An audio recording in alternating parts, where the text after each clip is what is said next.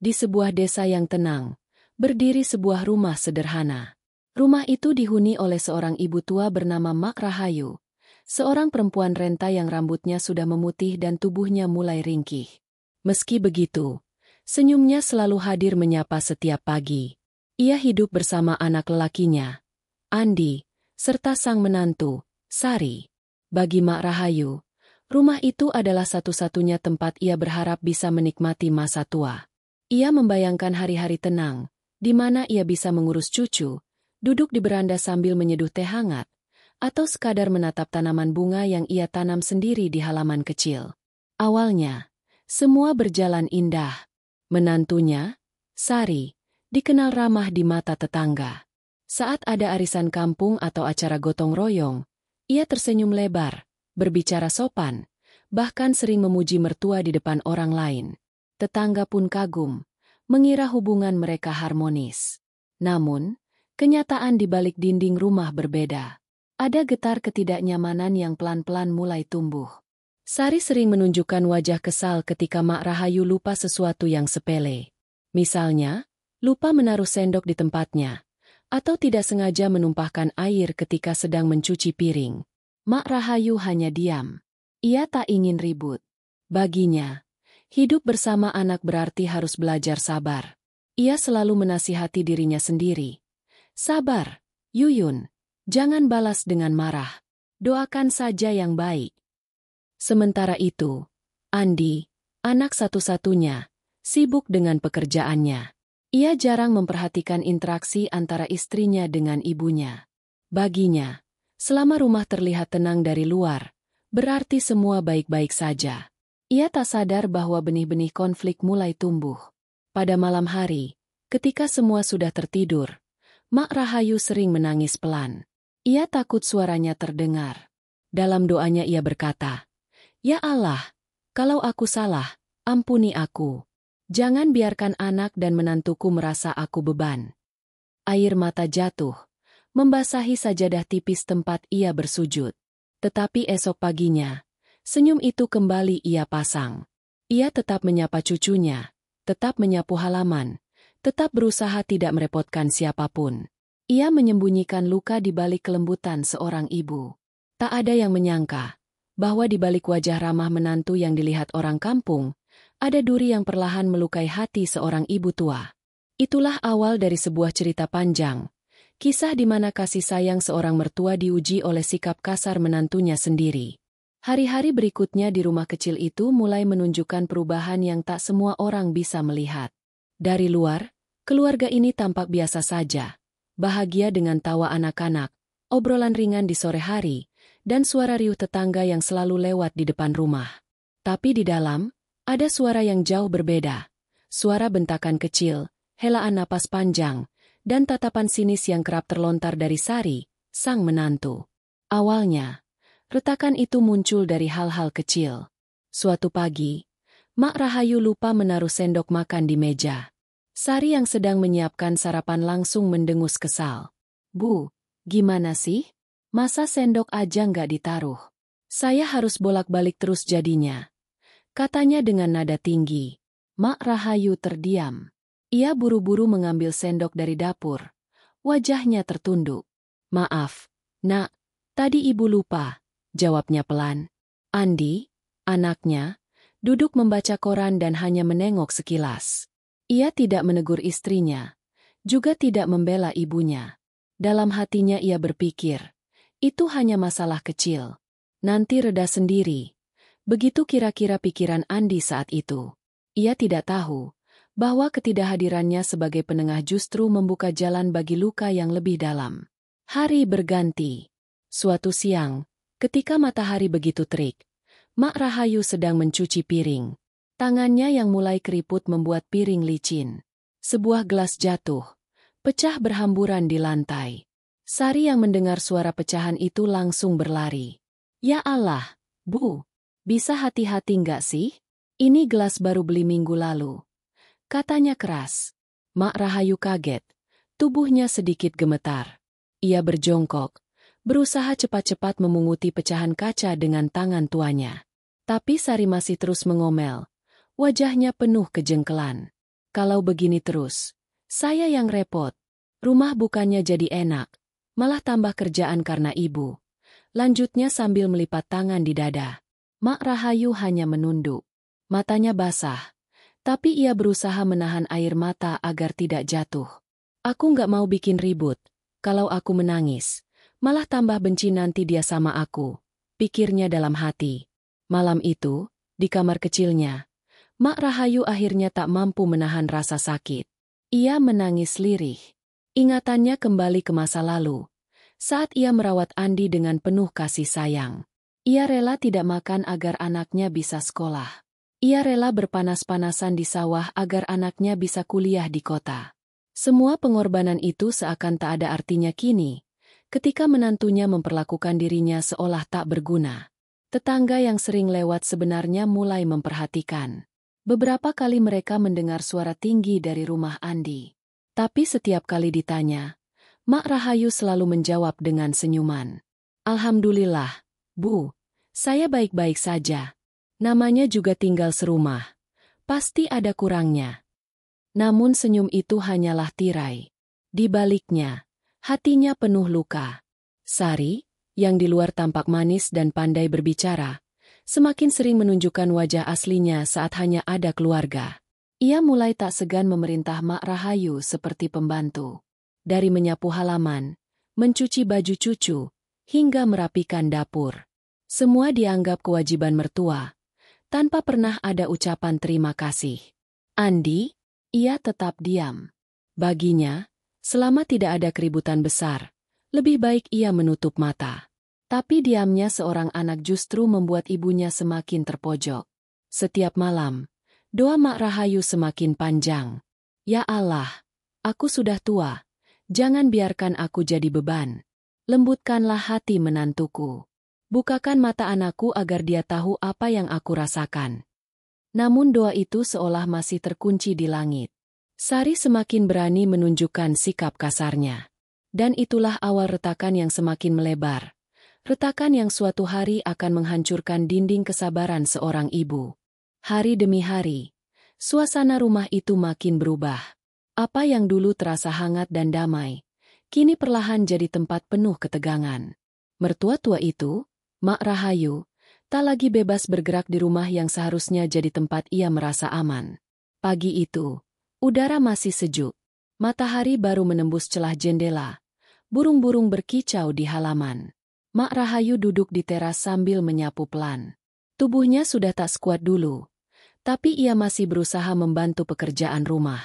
Ia ingin tetap berguna, tak ingin disebut beban. Namun, ketika Sari keluar dan melihat sapu masih tergeletak di tangan Mak Rahayu, wajahnya berubah.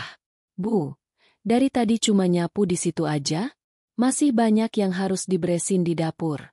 Jangan bikin saya repot sendiri. Bentaknya. Mak Rahayu terdiam. Ia menunduk, mencoba melanjutkan menyapu. Sapu itu terasa berat, seolah setiap helai ijuk membawa beban dari kata-kata menantunya. Siang harinya, konflik kembali muncul. Saat cucu mereka pulang sekolah, baju seragamnya kotor penuh tanah. Sari dengan sengaja melempar baju itu ke tangan Mak Rahayu. Nih Bu, cuci sekalian. Kalau bukan ibu yang ngerjain, siapa lagi? Saya kan sudah capek ngurus rumah dan anak-anak. Katanya ketus. Mak Rahayu hanya mengangguk. Ia membawa baju cucunya ke kamar mandi. Dengan tangan yang mulai keriput, ia mencuci pakaian itu. Air dingin bercampur sabun membuat tangannya perih. Tapi ia menahan. Di dalam hatinya, ia hanya berdoa. Ya Allah, berikan aku kekuatan. Aku lakukan ini demi cucuku, bukan demi siapapun. Hari berganti malam. Saat makan bersama, tiba-tiba Sari kembali meluapkan amarah. Kali ini lebih keras. Andi, coba kamu lihat ibumu. Masak sayurnya asin banget. Kalau begini terus, bisa sakit perut kita semua. Katanya sambil mendorong mangkuk ke meja. Andi, yang duduk di ujung meja, hanya terdiam. Ia menatap ibunya, lalu menunduk. Bu, lain kali hati-hati ya, katanya singkat, seolah tak mau memperpanjang. Mata Mak Rahayu berkaca-kaca. Ia merasa tak ada lagi tempat bersandar. Bahkan anak kandungnya sendiri tak membelanya. Tetangga mulai curiga. Suara bentakan Sari sudah beberapa kali terdengar keluar rumah. Anak-anak kecil yang bermain di halaman sering bercerita pada orang tuanya. Tadi Tante Sari marah-marah lagi ke Nenek Rahayu. Namun, setiap kali ada yang menanyakan kabar, Mak Rahayu selalu menjawab dengan senyum. Alhamdulillah, saya sehat, Bu. Namanya juga tinggal serumah. Pasti ada gesekan sedikit. Ia menutupi luka dengan kebaikan. Tak ingin anaknya dan menantunya dipandang buruk oleh tetangga. Puncak konflik terjadi suatu sore. Hujan deras turun. Atap rumah bocor di dapur. Air menetes tepat di dekat tempat memasak. Sari melihat itu dan langsung menyalahkan Mak Rahayu. Bu, kenapa sih rumah ini bocor? Ibu kan di rumah seharian. Harusnya bisa jaga. Kalau gini, saya yang harus repot panggil tukang. Katanya lantang. Meski jelas itu bukan salah siapapun. Mak Rahayu hanya bisa terdiam. Air hujan yang jatuh dari atap seolah menyatu dengan air mata yang menetes di wajahnya. Konflik sudah semakin memanas. Sari tak lagi menutupi sifat kasarnya. Ia menganggap Mak Rahayu sebagai beban. Sementara Andi, suaminya, tetap memilih diam, seolah tak mau melihat kenyataan. Malam itu, Mak Rahayu kembali berdoa. Suaranya lirih, hampir tenggelam oleh suara hujan. Ya Allah, aku sudah tua. Jangan biarkan aku terhina di rumahku sendiri. Jika aku salah, ampuni aku.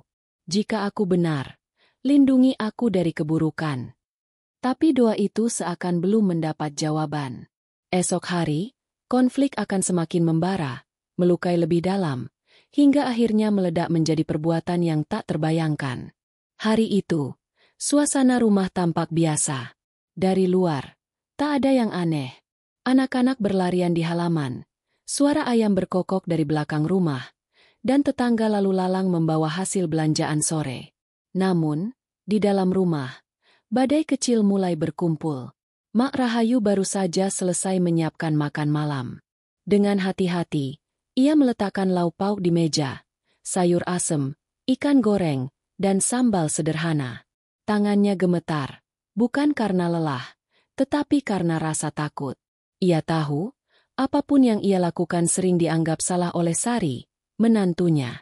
Tak lama kemudian, Sari masuk ke ruang makan. Wajahnya muram, langkahnya berat, dan tanpa basa-basi ia duduk sambil menatap meja. Cuma ini, Bu? Masak segini aja? Saya capek kerja dari pagi. Pulang-pulang cuma disuguhin makanan seadanya begini. Suaranya meninggi, menusuk hati. Mak Rahayu tersentak. Ia menunduk, berusaha menjelaskan. Maaf, Nak. Tadi uang belanja tinggal sedikit. Ibu coba masak apa adanya. Tapi penjelasan itu tak membuat Sari reda. Malah semakin menyulut amarah. Alasan terus. Kalau nggak bisa masak, bilang. Jangan bikin malu. Nenek-nenek cuma bisa duduk, makan, tidur. Apa gunanya ada di rumah kalau cuma bikin repot? Kata-kata itu jatuh bagai belati. Mak Rahayu menahan napas. Matanya berkaca-kaca. Ia menatap piring kosong di hadapannya, seolah mencari tempat untuk bersembunyi dari kata-kata tajam itu. Anak lelakinya, Andi, ada di sana.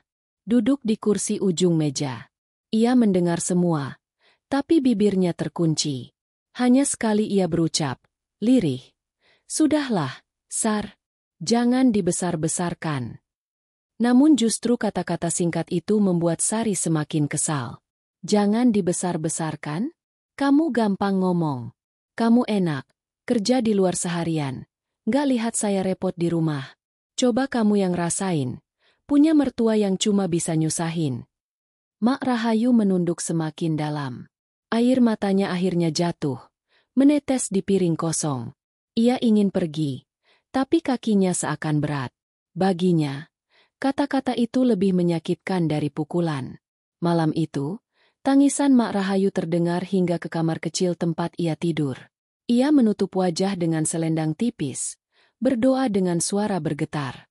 Ya Allah, aku tidak kuat mendengar kata-kata itu lagi. Berikan aku kesabaran. Jangan biarkan lidah yang kasar menghancurkan hatiku. Namun, doa itu belum menghapus luka. Esok hari, luka itu akan semakin dalam, ketika bukan hanya kata-kata, tetapi tindakan nyata yang akan menyingkirkan dirinya dari rumah. Tetangga yang sempat lewat mendengar bentakan keras itu bergumam satu sama lain. Kasihan sekali Mak Rahayu, sampai dibentak begitu sama menantunya. Tapi mereka tak bisa berbuat banyak.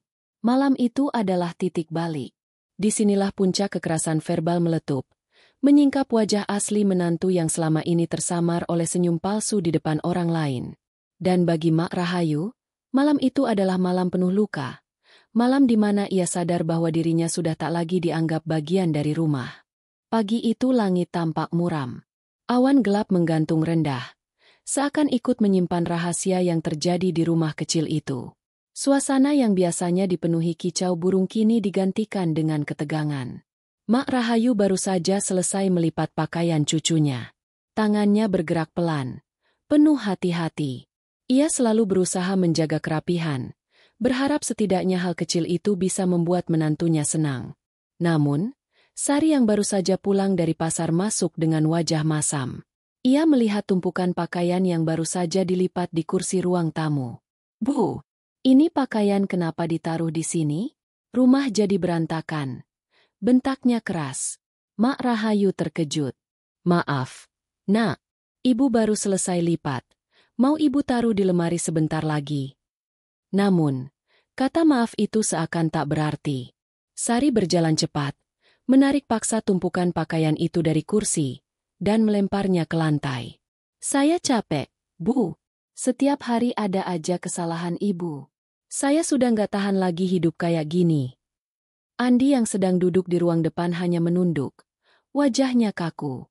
Ia ingin menegur istrinya, tapi bibirnya terasa terkunci. Ia hanya berkata singkat, "Sar, sudahlah." Tapi bukannya tenang, Sari malah semakin marah. Ia masuk ke kamar kecil Mak Rahayu, membuka lemari, dan satu persatu pakaian tua milik ibu mertuanya ditarik keluar. Mukena, kebaya lama, kain batik peninggalan almarhum suaminya, semua dicabut paksa. Ini semua bikin penuh rumah. Mending dibuang aja. Orang tua harus tahu diri kalau tinggal sama anak. Jangan ngerepotin, teriaknya dengan nada penuh kebencian. Mak Rahayu hanya bisa menatap. Tubuhnya gemetar. "Nak, itu pakaian ibu. Banyak yang penuh kenangan. Tolong jangan dibuang," pintanya dengan suara bergetar. Tapi Sari tak peduli. Ia memasukkan semua pakaian itu ke dalam karung besar.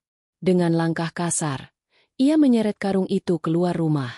Tetangga yang lewat berhenti, heran melihat pemandangan itu.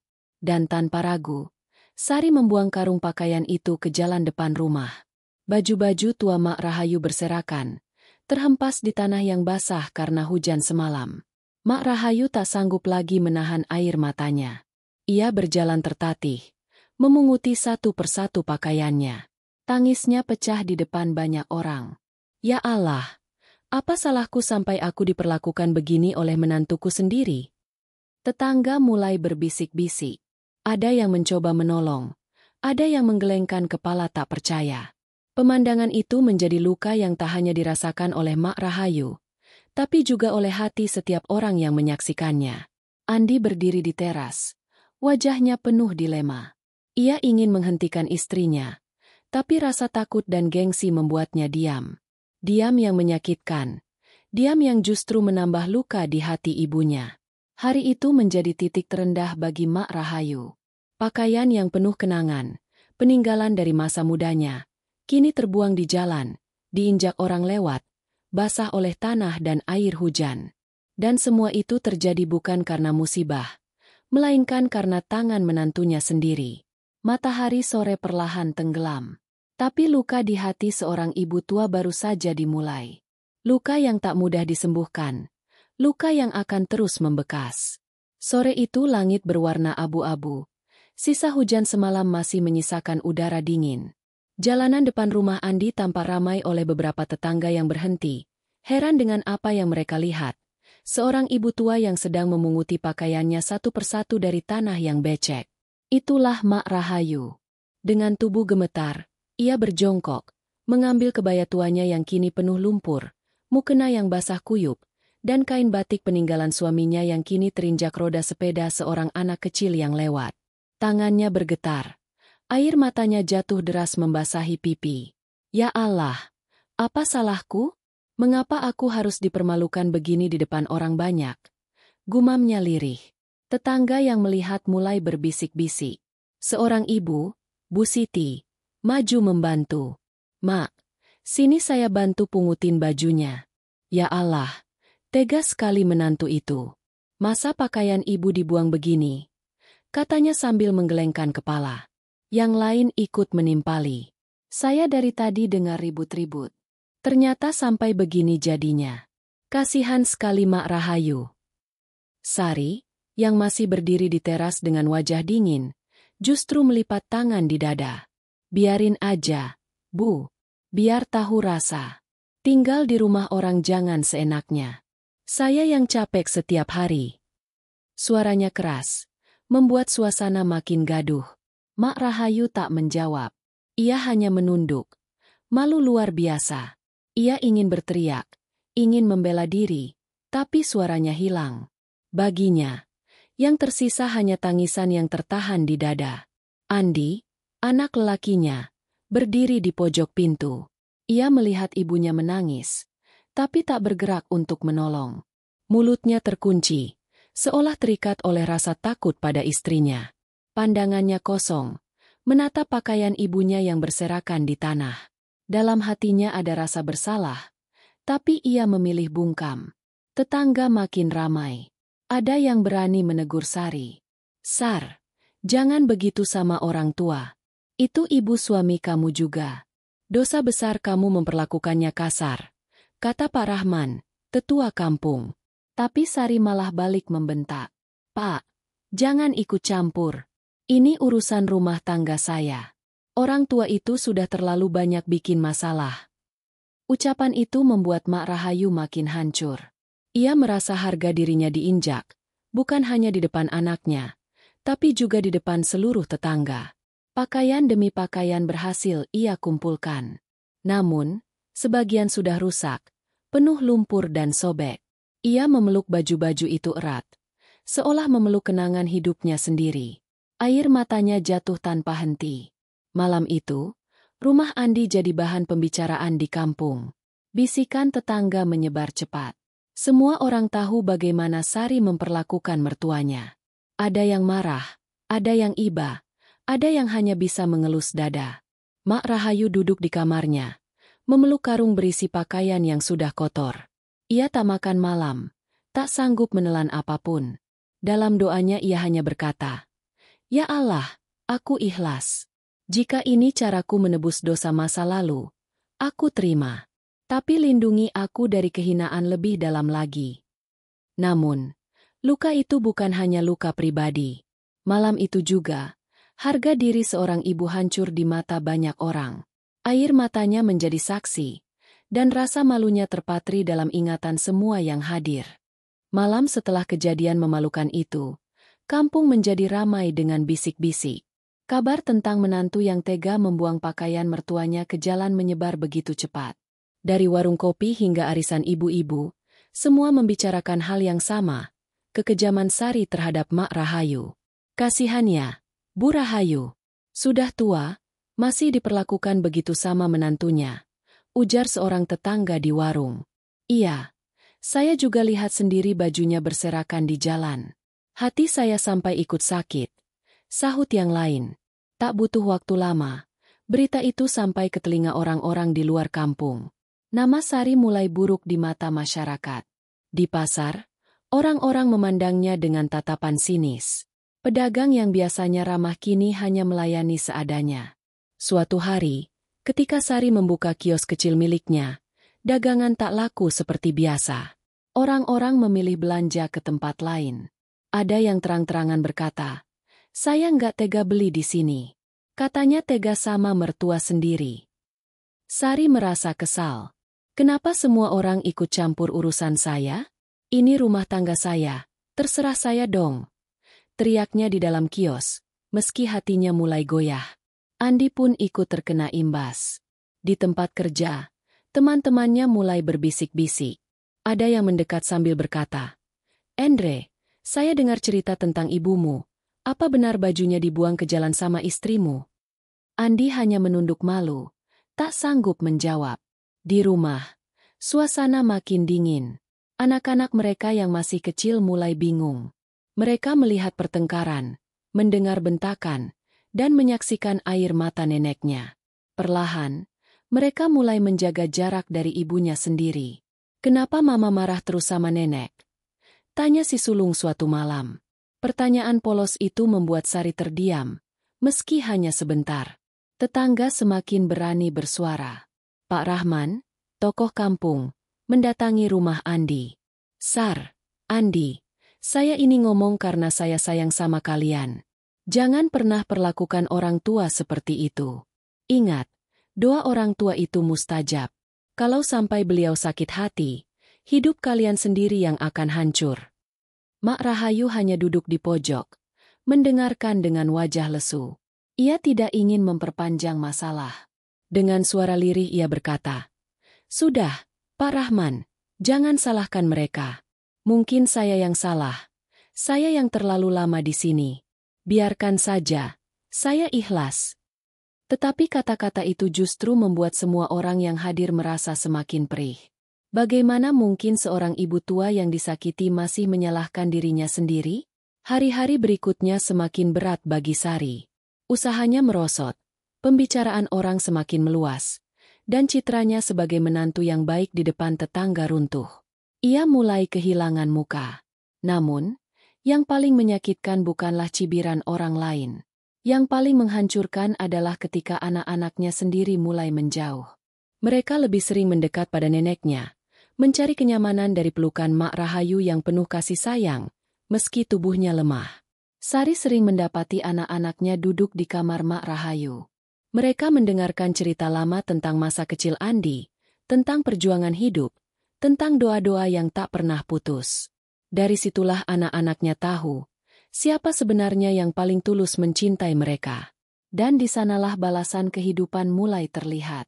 Apa yang ditanam Sari dengan kebencian kini ia tuai dalam bentuk kehinaan.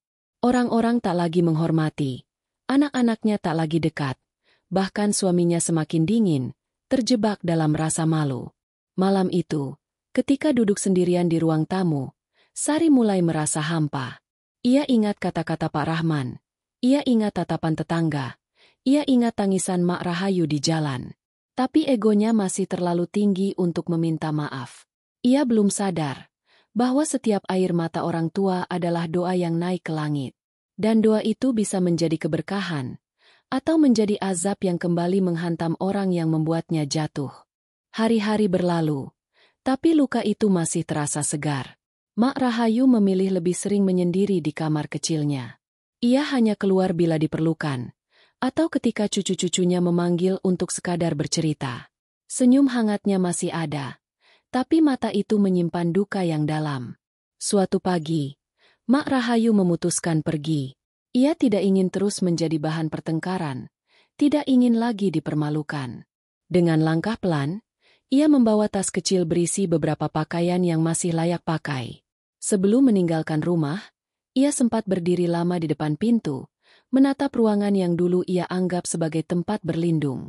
Air matanya kembali jatuh. Tanpa banyak kata, ia menitipkan pesan pada cucunya yang sedang bermain. "Nak, jaga ayahmu baik-baik. Jangan pernah melawan orang tua. Ingat, doa ibu selalu untuk kalian." Lalu, ia berjalan keluar, meninggalkan rumah itu dengan hati yang remuk. Kepindahan Mak Rahayu membuat tetangga semakin geram. Mereka tahu, ini bukan sekadar pilihan, tapi bentuk keputusasaan seorang ibu tua. Sementara itu, kabar bahwa ia sudah tak lagi tinggal di rumah anaknya semakin memperburuk nama Sari dan Andi di mata masyarakat. Waktu berlalu, usaha Sari makin merosot. Kiosnya sepi, pelanggan satu persatu pergi. Bahkan beberapa orang terang-terangan berkata, "Kami tidak mau membeli dari orang yang tega sama orang tuanya." Kata-kata itu menohok. Tapi Sari hanya bisa menggertakkan gigi. Di rumah, suasana makin hampa. Anak-anak lebih sering bertanya, "Mana nenek? Kok nggak pulang lagi?" Sari tak bisa menjawab. Hanya ada rasa bersalah yang kian menumpuk. Sampai suatu malam, ketika hujan deras mengguyur, Sari terbangun dari tidur. Ia bermimpi melihat Mak Rahayu duduk di pinggir jalan, memeluk pakaiannya yang berserakan, menangis terseduh-seduh. Mimpi itu begitu nyata, membuat dadanya sesak. Hari berikutnya, kabar mengejutkan datang. Seorang tetangga memberitahu bahwa Mak Rahayu sakit parah. Ia kini tinggal di rumah seorang kerabat jauh. Tubuhnya semakin lemah, dan jarang keluar kamar. Berita itu menghantam hati Sari. Untuk pertama kalinya, ia merasakan rasa takut kehilangan. Dengan wajah pucat, ia berkata pada suaminya, "Mas, aku harus minta maaf sama ibu. Aku nggak tenang. Aku takut." Suaranya bergetar, matanya basah. Andi hanya menatap kosong. Ia sendiri sudah lama menanggung rasa bersalah karena tak pernah membela ibunya. "Sar, penyesalanmu datang terlambat. Ibu sudah terlalu banyak terluka," katanya lirih. Namun, keduanya tetap pergi menjenguk. Saat tiba di rumah kerabat, mereka melihat Mak Rahayu terbaring lemah di dipan bambu. Tubuhnya kurus, wajahnya pucat, tapi senyumnya masih sama, senyum yang selalu memaafkan. "Ibu," suara Andi pecah. Ia berlutut di samping dipan. Air matanya jatuh deras. "Maafkan saya, Bu. Saya anak yang tak pernah membela ibu." Sari ikut menangis. "Bu, maafkan saya. Saya sudah keterlaluan. Saya kasar. Saya durhaka. Tolong maafkan saya, Bu." Mak Rahayu menatap mereka dengan mata yang lemah, tapi penuh kasih. Dengan suara lirih ia berkata, "Nah, ibu sudah memaafkan kalian sejak lama. Ibu tak pernah menyimpan benci. Ibu hanya berdoa, semoga kalian jadi keluarga yang lebih baik." Kata-kata itu membuat tangis semakin pecah. Sari merasa hancur. Semua penyesalan menyeruak sekaligus, menyadarkannya betapa besar dosa yang telah ia perbuat.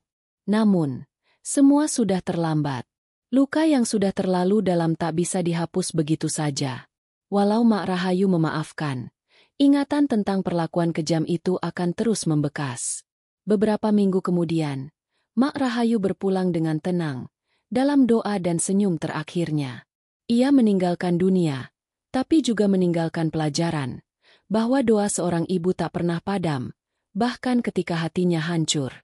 Sari dan Andi berdiri di samping pusara, menatap tanah merah yang baru ditabur bunga. Penyesalan menyelimuti mereka, terlalu berat untuk ditanggung. Semua tetangga hadir, tapi tatapan mereka tajam, seolah berkata, "Lihatlah akibat dari menyakiti orang tua." Hidup mereka tak lagi sama. Sari kehilangan wibawa, Andi kehilangan harga diri, dan anak-anak mereka tumbuh dengan cerita pahit tentang bagaimana neneknya diperlakukan. Inilah balasan kehidupan, penyesalan yang datang terlambat, doa yang tetap dikabulkan, dan air mata seorang ibu yang menjadi saksi betapa besar dosanya menyakiti orang tua.